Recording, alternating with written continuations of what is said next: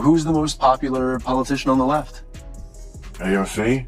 I don't know. One of, but who's Bernie is Bernie, yeah. Bernie is, I mean, he's not a capitalist, No, he's not, and he's also not president. He's not. But never would be. But neither is Mamdani. No, but he will. Trust me, he will be featured in the campaign commercials. But they're going to feature people. They boogeyman everybody. Yeah, but you don't have to boogeyman him. He does it to himself. Bill Maher is back with another sharp political commentary, and this time his focus is on the Democrats and one of their rising figures, Zohran Mamdani. In his latest monologue, Maher delves into what he believes are growing fractures within the DNC, arguing that the clash between Mamdani's democratic socialist ideals and the party's current direction could spell serious challenges ahead. With his trademark bluntness, Maher's insights raise pressing questions about where the Democratic Party and the nation's politics might be headed next. Buckle up. This is one you'll want to listen to closely. There are two pillars that this country is founded on. One is democracy, and one is capitalism, free markets. And it seems like one party wants to get rid of one, and the other party wants to get rid of the other. Right? The Republicans are not that. Democracy is just not number one on their list. It just isn't. It isn't. It's behind Christianity and a few other things. And the Democrats. I mean, I read these. 74% are for democratic socialism. Only 16% favor capitalism. Is this going to be a country that I don't recognize in 5 to 10 years if we don't have these two pillars? To set the record straight, Republicans are not against democracy. They value fairness. For years, they've faced intense scrutiny from left-leaning media and their devoted audiences, with former President Donald Trump often at the center of the storm. Whether through sensational headlines or questionable accusations, it sometimes appeared that the goal was to tarnish the Republican image in the public eye. These ongoing attacks have eroded trust in the media and deepened the nation's political divide. This raises an important question. If misinformation and false narratives have caused such widespread damage, shouldn't those responsible be held to account? After all, democracy depends not on deception, but on honesty, transparency, and equal justice for all. If we don't, I mean, where are the Democrats going with this? If Mamdani is the face of the Democrats on the East Coast and Katie Porter is the face on the West Coast, I don't know if that's great politically for that party. In his discussion, Bill Maher raises some critical questions about the direction of modern American politics. Both Katie Porter and Zohran Mamdani, two rising political figures, have sparked intense debate about the nation's future. Mamdani, a self-proclaimed democratic socialist, champions policies such as higher taxes on the wealthy and major corporations, free public transit, rent freezes, and even government-operated grocery stores. While some view his ideas as idealistic, others see them as steps toward an economy dominated by state control. Meanwhile, focuses on inclusivity, supporting the participation of transgender men in women's sports as a matter of equality and fairness. At first glance, both seem to be fighting for progress and justice. Yet, Maher suggests that beneath their rhetoric lies a deeper and more complex question, one about balancing compassion with practicality and determining how much idealism the country can afford without compromising its economic and social stability. The mayor of New York doesn't matter. Let me play devil's advocate for a second. Do you think, let's say, on the Seize the Means of Production, do you think the mayor, that one person, if he's a democratic socialist, do you think that he would have the power and influence to be able to, usher in socialism? He definitely has the power and influence to elect J.D. Vance or whoever is the Republican candidate next time.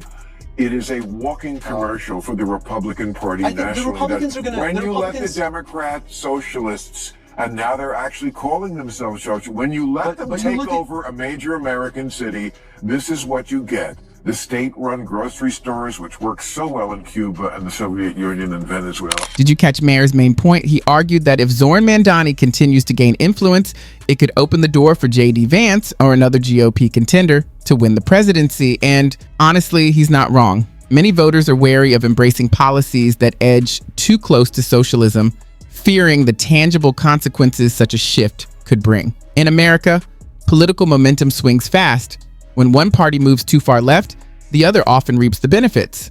Maher's argument is both sharp and realistic. By aligning too closely with Figures like Mamdani, whose platform leans heavily towards socialist principles, Democrats risk alienating the moderates and independents who often decide elections. If that happens, the GOP could have a clear path to victory in 2028. Mamdani's rise isn't just a New York story, it's a warning sign for the Democratic Party nationwide. He will be featured in the campaign commercials. But they're going to feature people. They boogeyman everybody. Yeah, but you don't have to boogeyman him. He does it to himself. But they'll do it regardless. Nancy Pelosi, Hillary Clinton, Gavin Newsom. Yeah, but they make everybody. I know, but it has. I think it was just have more weight when it's real.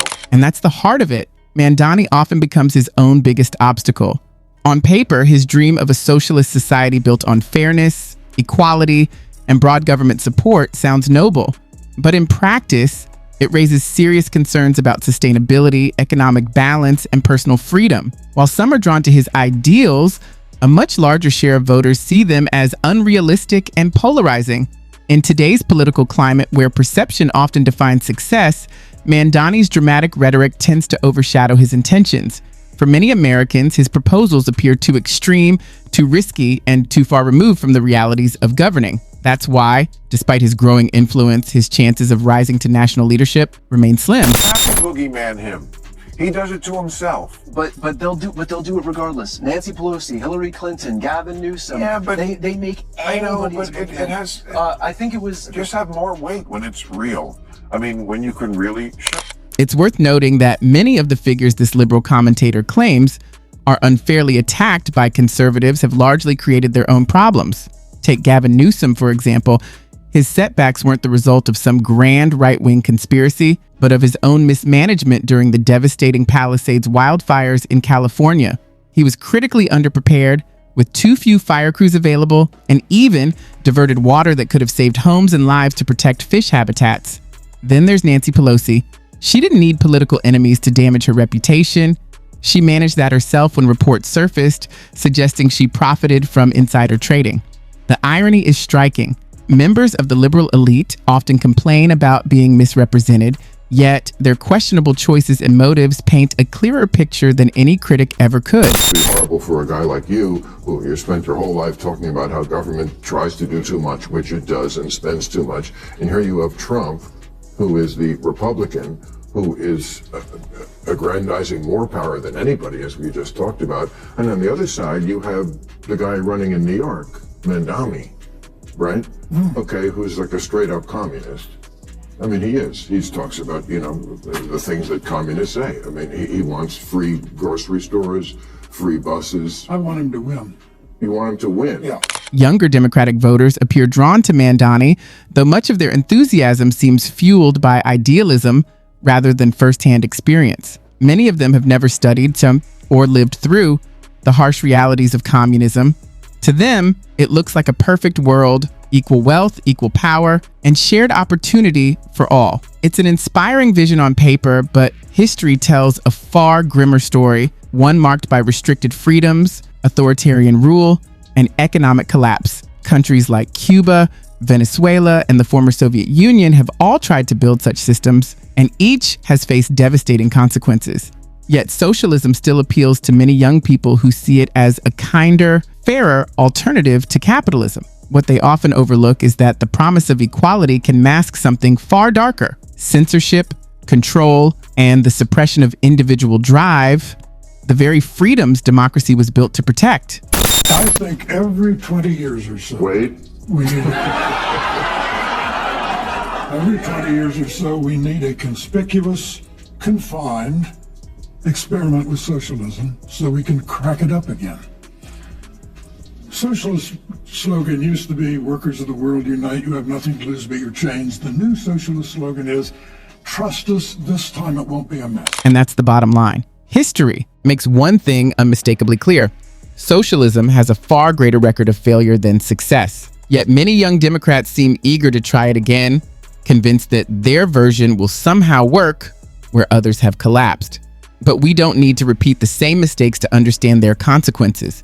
Decades of economic decline and social unrest in nations that adopted socialism tell the story well enough. Time and again, grand promises of equality and fairness have ended in censorship, restricted freedoms, and scarcity. The lesson is simple. Instead of reliving the past, We should learn from it. For all its imperfections, capitalism still fosters choice, creativity, and the chance to rise. Values that socialist systems have repeatedly erased. When the post-war Labour government in Britain was about to get started, one of their leading lights was a socialist named Nurian Bevan. He said, what could go wrong? He said, we have a nation bedded on coal, surrounded by fish. It would take an organizational genius to have a shortage of either. In 3 years, they had a shortage of both. That's socialism. Maher has a point.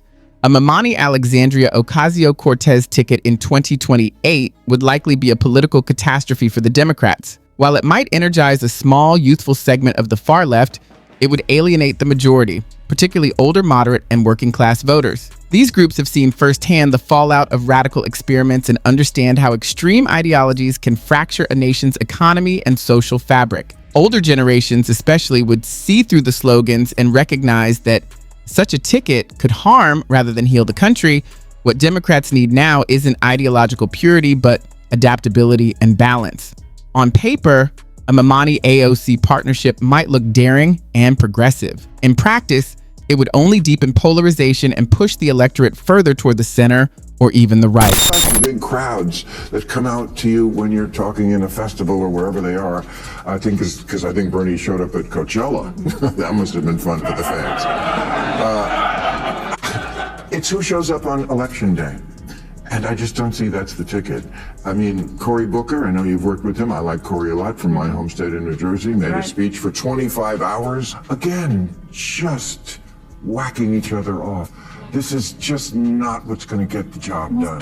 What the Democrats truly need right now is a realistic candidate, someone who genuinely understands the daily struggles of ordinary Americans. For too long, the party has been trapped in echo chamber debates about identity politics and abstract ideals. Meanwhile, people are more concerned about the tangible challenges of modern life: rising living costs, job security, and economic stability. When Americans wake up in the morning, they're not thinking about ideological divides.